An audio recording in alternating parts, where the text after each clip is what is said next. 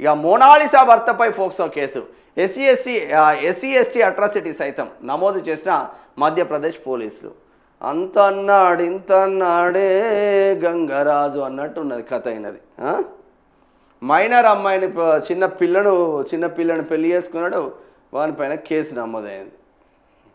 ఇక కొన్ని రోజులు అయితే బొట్టు తీసేసి పెళ్లి కథలో సంచలన మలుపు.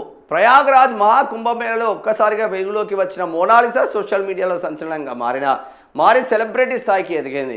ఆమె జీవితం గురించి ఆసక్తి పెరిగిన వేళ ప్రియుడు ఫర్మాన్ ఖాన్తో ప్రేమ వివాహం చేసుకొని అందరికీ షాక్ ఇచ్చింది. అయితే ప్రేమ కథ అనూహ్యంగా కొత్త మలుపు తిరిగింది. కేరళలోని పువార్లోని ఓ ఆలయంలో వీరి పెళ్లి జరగగా మోనాలిసా వివాహంపై మొదటి నుంచి వివాదాలు చుట్టుముట్టాయి.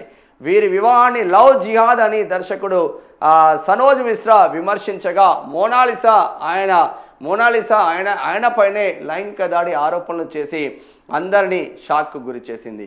అయితే గొడవలు సద్దుమణిగాయి అనుకుంటున్న సమయంలో ఇప్పుడు మరోసారి వార్తల్లో నిలిచారు. మోనాలిసా వయసుపై అనుమానాలు వ్యక్తం అవడంతో విషయం national commission for scheduled tribes means NCST అధికారుల దృష్టికి వెళ్ళింది. అనంతరం జరిగిన విచారణలో ఆమె మైనర్ అని తేలింది. దీంతో ఫర్మాన్ ఖాన్పై చట్టపరమైన చర్యలు ప్రారంభించారు.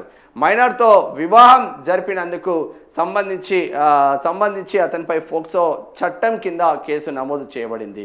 మరి ఇప్పుడు ఇష్యూ ఇంకెంత దూరం వెళ్తుందో వేచి చూడాల్సిన ఆవశ్యకత ఉన్నది. పాపం బొట్టు పెట్టుకున్నది కానీ తర్వాత బొట్టు ఉండదు. చిన్న పిల్లను పెళ్లి చేసుకున్నాడు. ఆమెకి ఇక సోషల్ మీడియాలో ఒక రేంజ్లో ఫాలోయింగ్ వచ్చింది, వ్యూస్ వచ్చినాయి, అదేవిధంగా రేంజ్లో ఫాలోయింగ్ వచ్చింది. ఆ దెబ్బతో కేరళకు సంబంధించిన కేరళ ఫైల్స్ 2 కేరళ ఫైల్స్ సినిమాలు వచ్చినాయి కదా, దాంతోనే ఇది నడుస్తూ ఉన్నది. కంప్లీట్ హిందూ అమ్మాయిలను ముస్లిమ్స్ టార్గెట్ చేసుకొని పెళ్ళి చేసుకొని సర్వనాశనం పట్టిస్తున్నారు. ఇది కేరళ స్టోరీలో భాగమే అని చాలామంది దర్శకులు కూడా విమర్శించిన నేపథ్యం ఉంది.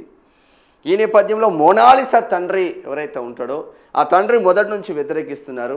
మా అమ్మాయిని ట్రాప్ చేసి వాడు పెళ్లి చేసుకున్నాడు, వాడిపైన చర్యలు తీసుకోవాలని ఆయన కంప్లైంట్ చేసిన నేపథ్యం ఉంది. దాంతో మధ్యప్రదేశ్ పోలీసులు కేసులు నమోదు చేసి ఫోక్సో యాక్ట్ కింద కేసులు నమోదు చేసి జైలు కూడా పంపించే ఆస్కారం మాత్రం సుస్పష్టంగా కనిపిస్తుంది.